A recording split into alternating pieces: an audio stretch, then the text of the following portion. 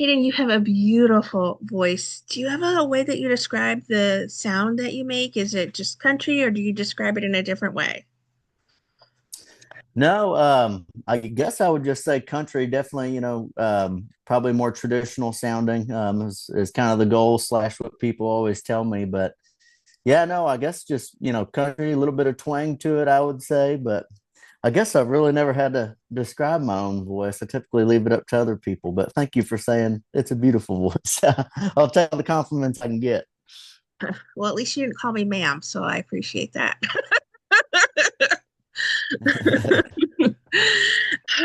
Who are some of the artists in that you listened to when you were growing up and maybe influenced the music you make now?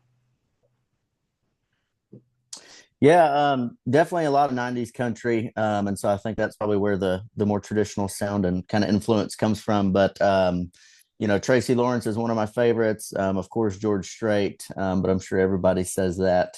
But for good reasons, obviously. Clay Walker, Randy Travis, just a lot of those older guys, and then some of the newer guys that even when I first kind of picked up a guitar, but of course Cody Johnson, especially being a Texas guy, someone I really looked up to. And John Party's done a good job, I think, of keeping the more traditional sound alive, being over in Nashville. So those are definitely some of the big influences and some of the people I listened to growing up. Okay, you have a new song coming out here in November. I'm curious, where did the concept for a Hell or High Whiskey come from? Yeah, so I sat down in Nashville. I guess that was me, Liz Hangber, Frank Roney, and Matt Willis. We all got together, and I want to say it was Matt that just kind of had this idea that, of course, everybody's heard the Hell or High Water thing, but he was like, "Man, Hell or High Whiskey. I've just had this title written down for a while, and how do we write it?" And so obviously we wrote it. And anyways, yeah, this is definitely one of my favorite songs that we've gotten to record, and definitely one of my favorite that I've written because it's also one of those that with the word whiskey being in the title, typically people kind of blow those off because of course everybody's heard a million whiskey drinking songs, and but this one I think once people get to hear the full thing, and hear all the lyrics and everything, we'll realize it's more of a story song, than just your typical whiskey song. So we're excited for it. Well, talk about your process then for songwriting. You talked a little bit about it for this one. What is a typical songwriting process like for you? Do you need to have a beat before you can lyrics? Or I know this one came with like a little uh, preface where he already had the title sort of written out for you. Yeah. It really just changes from time to time, from I guess writing session to writing session, better way to put it. But sometimes it can be just like that. You may already have a title, and so either me or if I'm writing with somebody else, can say, "Hey, like I've had this title, let's write this today," and see what happens with it. Or sometimes you're just sitting there and something may come to you, or other times it may be you have a line or a phrase written down, but you don't really have a title or a full concept, and you just kind of go from there. So yeah, for me, it just kind of changes. I don't really have like a certain way I like to do things. But that's part of the reason too. I love co-writing, is you kind of never know what you're going to get, and it's always cool to get different opinions, whether it's on a title or a line, because sometimes it may spark something that you didn't necessarily think of. I know Drew Hall lent a hand on the production on this particular track. How much of a say, though, do you have on the production side of the music that you make?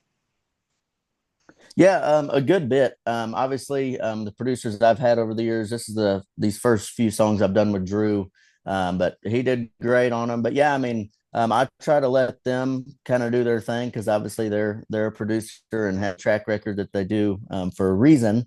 So I try to not overstep and kind of be the what would you call it, a micromanager. But typically, the way it's worked out for me is I'll kind of tell them like, hey, on this song I want a lot of steel guitar. Hey, I want a big steel guitar solo or a big electric guitar solo or whatever it may be, and they'll kind of run with it. And the other part of that is Drew and even Trent Willman that I worked with before. Um, with them having the good track record they do, you can always trust they'll bring in a very, very good band, which takes a lot of the pressure off on what you got to worry about. Not nine times out of 10, they're going to play something that's really good. So I've been lucky in that sense. You have Keep Me Up, and then on the way here is Hell or High Whiskey. What's next? Is there an EP or a full album in the works?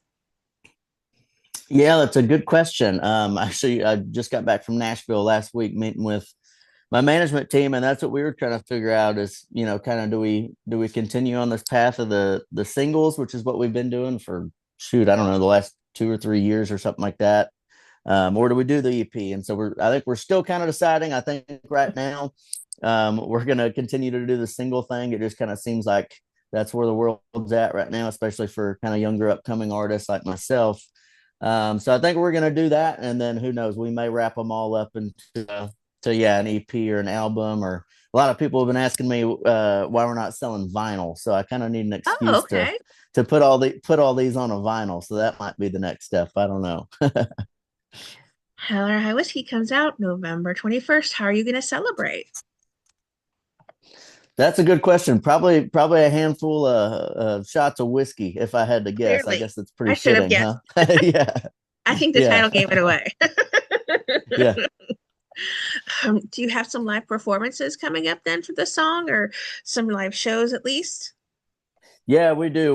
We're pretty busy right now, and I'll tell you, I'm terrible with dates off the top of my head, but we got a bunch of them. So if you're interested in coming to see us live, go to my website haydenhaddock.com, and that'll tell you all the dates and everything you need to know about me. Who are some artists you would love to collaborate with on a song in the future?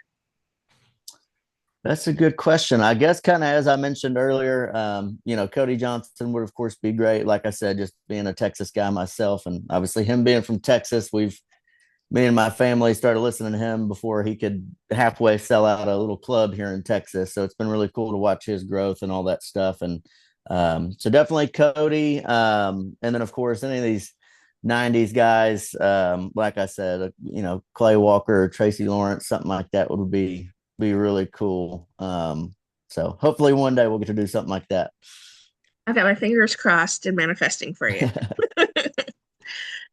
What would you like to say then to everyone who are fans and supporters of the beautiful music you continue to put out, Hayden? Yeah, well, first off, I just want to say thank you very much for listening and streaming the songs. And if you've been to a show, thanks for coming out. And if you haven't, hopefully we'll see you out at one. And other than that, just keep following along because we've got, as we've talked about a little bit, we've got a whole bunch of new music in the pipeline and ready to get out to you guys. So we really appreciate the support.